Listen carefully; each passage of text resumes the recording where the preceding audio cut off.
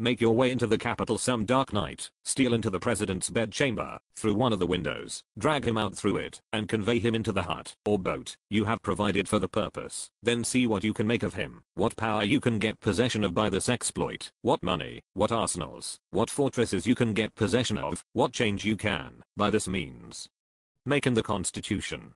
But no, whoever you are, you will do no such thing. If you are a thief, you will ransack his pockets. The man you will not meddle with, for no use whatever could you make of him.